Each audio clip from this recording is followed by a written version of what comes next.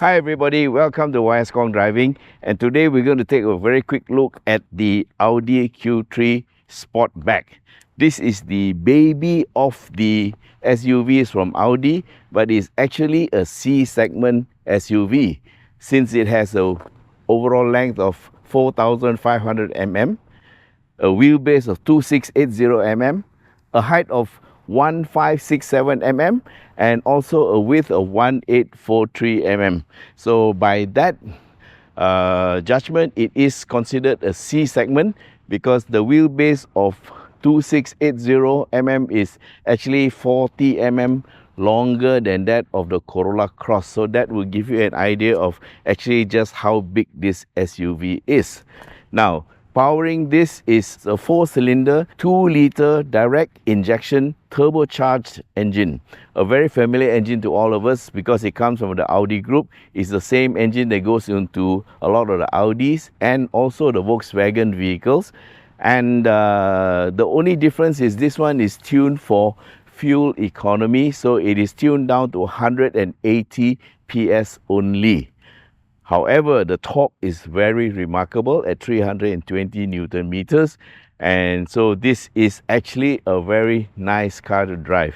And the other nice thing about it is, of course, also the word quattro, because this means it is all-wheel drive. So I've taken it up Genting and it really performed very well, despite the fact that it had only 180 PS. And in the video, you see me saying, hey, this feels like it's more than 180. Yes, and of course the 19-inch tires that comes with it also help it a lot. So if you have 350,000 ringgit to spend, do have a look at this car. Yeah, there are many colors available, but of course my favorite is this blue. All right, let's take a look at the other parts of the car.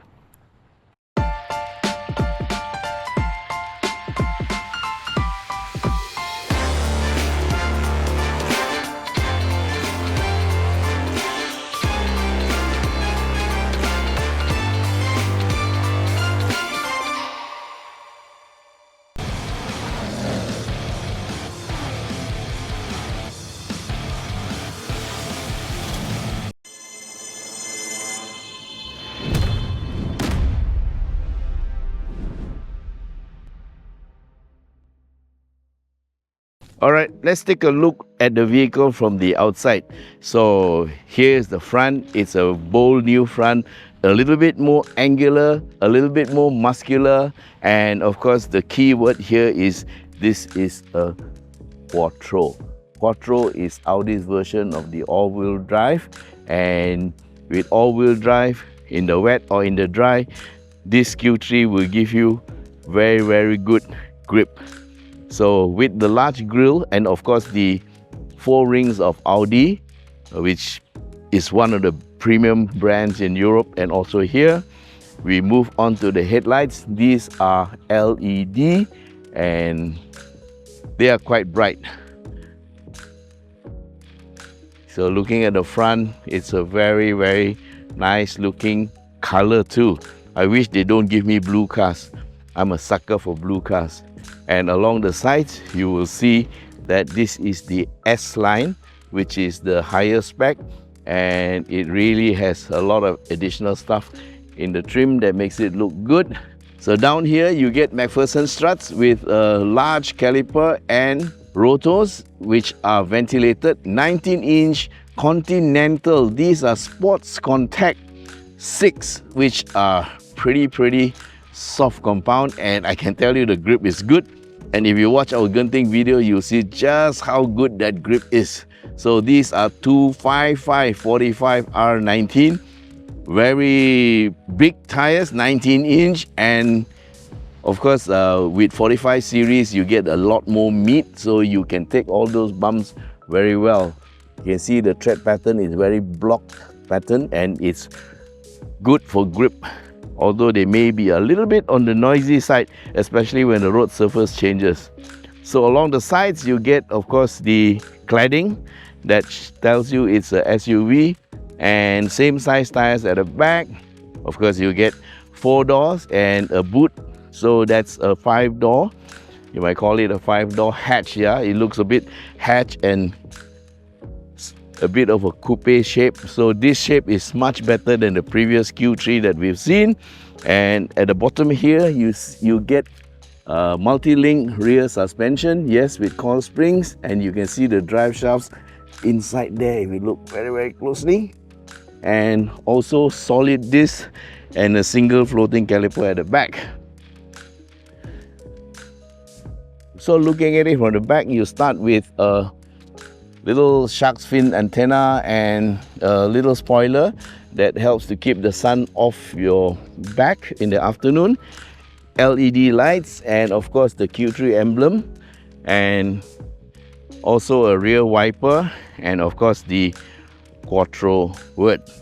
Further down south, you get the diffuser and a little bottom spoiler that gives it a sporty outlook. Can't see the exhaust pipe, so it must be somewhere down there. Yep. And let's move over to the sides, and this is what it looks like from the rear three-quarter view. It's a handsome car.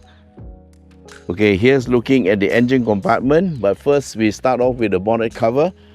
The material appears to be aluminum, so it's lightweight, and of course it has the double lock here, which is a great safety feature. And on top of that, it also has a gas strut that helps to hold it up. You don't have to look for the stick to put it up. But anyway, for most people, it doesn't really matter because you hardly open the engine compartment, unlike me. Okay, here's the engine. This is the very reliable and very well proven EA888 engine from the Volkswagen Group, which also is shared by Audis. And this one is a 4-cylinder direct injection unit, double overhead cam with a turbocharger at the back here. You can see the turbo here, and you can see also on the firewall there's a lot of heat shielding, yeah, to keep the heat away from the passenger compartment. The heart of the Q3 is the 4-cylinder 2-liter engine from the Audi Group. It is direct injection and it's also turbocharged. You can see the turbocharger down there, and also because the turbo is at the back of the engine, you find that the engine can be actually placed very much lower instead of having the turbo in the front where the exhaust has to go through the bottom, and that means the engine has to be raised. So that means the center of gravity of the car is lowered a bit, and that helps the handling in terms of performance. And also at the back here, you see a lot of shield for the heat to keep the heat away from the passenger compartment. And again, you can see here this car is built in the modern way cars are built, with the main frame inside of the car, and you notice that the fenders are just a cladding and they do nothing more than make the car look nice. The real strength is in the frame here, and it's huge, and you can see there are braces and weldings to make it stronger. And most important is that cross brace that goes from one end to the other end, and this helps to strengthen everything up. Again, you can see that the front end of the car is very lightweight. Only the radiator is hanging on this frame, and of course the grille and all that, and the headlights, which are relatively lightweight. The engine actually sits on a subframe that's at the bottom, so this is how good cars are built nowadays. And again, you can see here the air cleaner is here. And where is the intake? Yes, the intake is right here, up here. So therefore the intake hole will be just underneath where these 4 rings are. That means the water wading is quite good. However, you are always advised not to go through any flood that has more than half the tire covered, yeah, which is about a little bit under your knee height. So if you have to cross water, be very careful. And here you see again a bit of thought in the building of a car. The engine ECU nowadays are placed in the engine compartment, but you can see here the battery and the air cleaner box, which are quite bulky. They kind of like shield the ECU from the rest of the engine bay, which is relatively hotter. Yep. So the things that you have to check in the engine bay are, this is your washer liquid, And battery is a maintenance-free battery, so you don't have to worry about it. And the other two checks you have is the engine oil, and this is the engine filler. That's the brake fluid, and this is the water expansion bottle, so you got to be very careful. Normally you don't need to open it because you can see the level here and it's visual, so checking the car should be done just visually. And if you find that this water is very low, then you need to top up, but you got to wait until the temperature is cool before you open that. Okay, so also up here you can see there's a heat shield for the bonnet, so this is a quality built car. Okay, this is the bonnet release lever. Yep, and here we go. Let's close the engine and move to the inside of the car. Okay, when the door is locked, this is the indicator that the door is locked because the mirrors fold, and you can either use the key fob to unlock or just put your hand here and you can open the door. So first off, you see the electric seats for the driver, and of course the co-driver also gets electric seats. The seats are leather and they are kind of like semi-bucket. They hold you quite well, I assure you.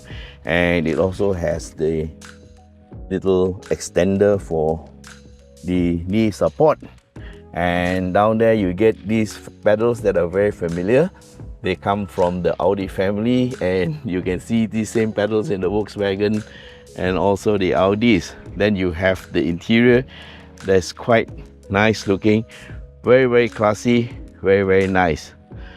Okay, let's get into the car, and here we go. I'm gonna start the engine and let's see what it's like. We put in the key and press the start button.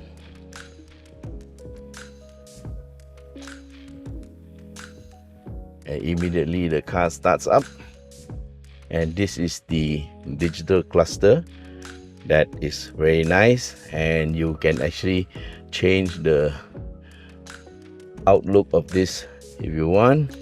See, yes, you can go smaller and it can give you your range, and it also has the rev counter smaller, and of course your gear position, or you can go big.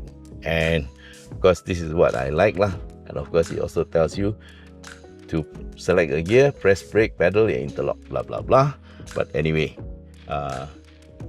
over here the wing mirror, you notice they also follow the style of leaving a gap there so that you can see properly. Wing mirrors are a bit small, although well, they look very sporty. A bit bigger wing mirror would be good. And then you have, of course, paddle shifters on the steering, and the steering wheel is flat bottom. Yeah, quite nice. I'm going to slide the seat back and we'll be able to see the cockpit much better. Wow, this seat can really go very far back. Yes, I think a 6-footer or 6-foot plus person would have no problem with this car. Okay, here's a quick look at the instrument and dash panel.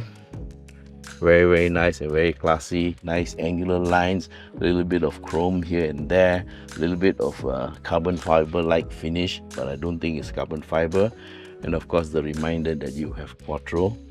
Then it goes down to the sides, so everything looks very good. So up here, I don't know what is the size of the screen. Maybe it's 10 by something inch, I'm not sure, but looks pretty good. You have also 2-zone aircon control here, and you can set the individual temperatures and all that. And it's digital control. Down there your engine start stop, then your volume control for your radio should you want. Then over here you have also manual drive select. By pressing this button you can choose whatever drive you want. Okay, so here I press the button, and up here the screen comes on like this. Then you can choose using the same button, you can choose off-road efficiency, And in efficiency mode, the car will actually go into neutral gear when you are coasting. Yeah, when you lift off the accelerator, it disengages the gear. But don't worry about the safety part, because when you brake or when you accelerate again, it will engage automatically. Then there is of course comfort and auto, where it will switch to different modes automatically, and dynamic is for a bit of sporty driving. Then you have your traction control off, and this is your auto start stop, off or on. Yeah, I leave it off so that we can enjoy the aircon in the car right now. And emergency flasher, and this is your parking aid, and here's your reverse camera. Okay, in terms of driver assist, you have speed warning, lane departure warning only. Side assist is like a blind spot monitor that tells you there's a car there, and then if you move your steering wheel too much, like you're feeling sleepy or is wandering, then it tells you to take a rest.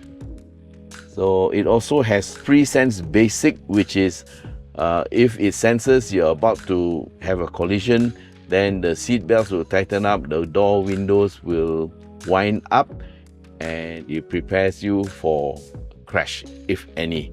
Yeah, there's no autonomous braking because this is the basic safety only available in this car.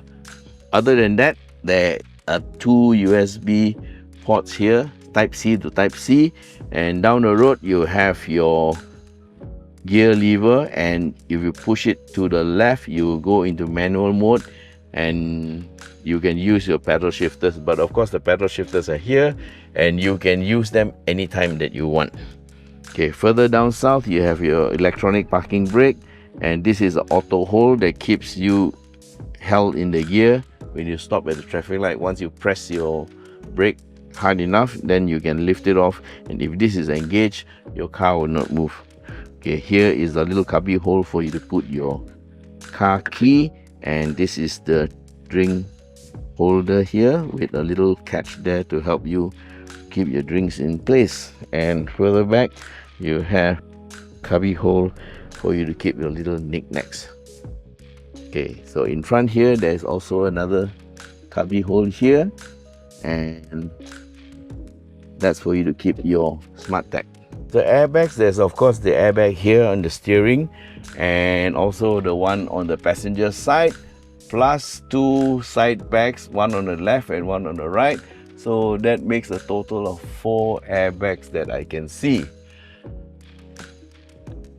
Okay, getting into the back is quite easy, and this is set to my driving position. So in my normal driving position, I have a bit like 5 inches of knee room, plus of course the cubby hole for you to put your legs into the under of the front seat, and you can relax. Headrest for 3, so it looks like it's a 5-seater, and of course the center also doubles up as a armrest, and the 2 little bottle holders here.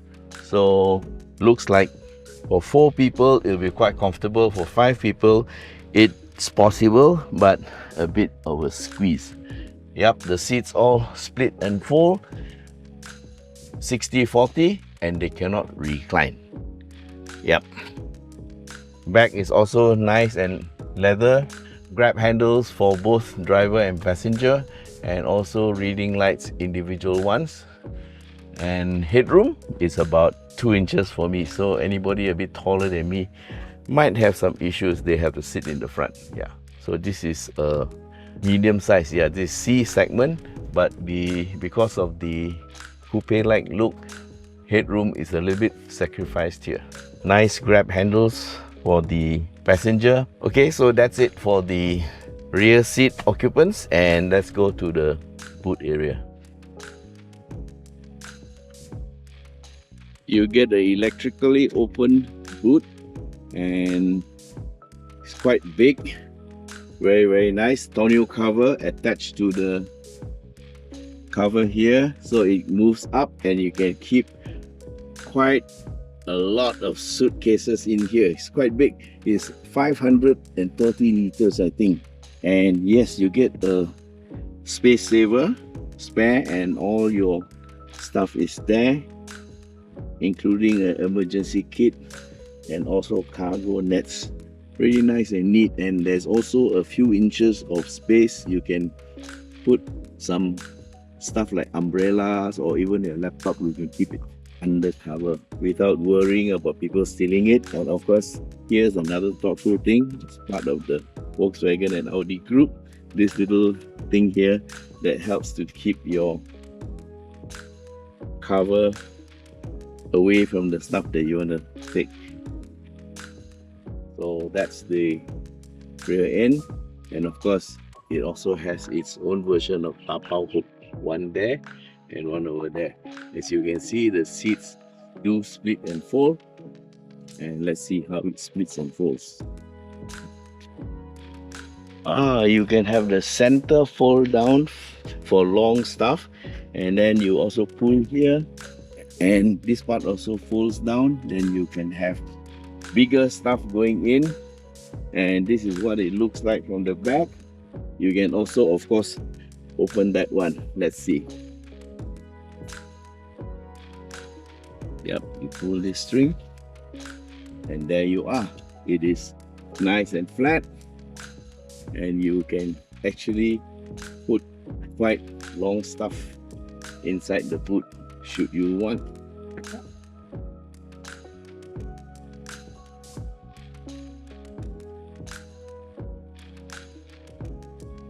Alright guys, that's our very quick presentation on the Audi Q3 Sportback. It retails for 357,000, as I said. And if you want to buy the car, you can drop us a WhatsApp at 016-335-0609 or go to shop.yskhongdriving.com and you can book directly online from there. So thanks very much for being with us, and till we meet again, bye! And don't forget to subscribe.